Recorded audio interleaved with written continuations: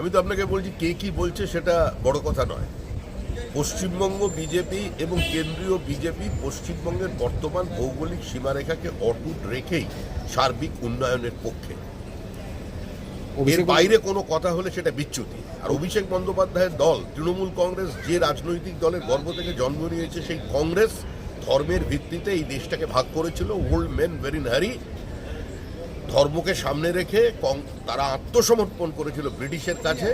আর আজকে যে অধুনা পশ্চিমবঙ্গ আছে, আজকে যে ফারাক্কা ব্রিজটা আছে, সেটা আছে ডক্টর শ্যামাপ্রসাদ মুখার্জি, এন.সি. চ্যাটার্জি,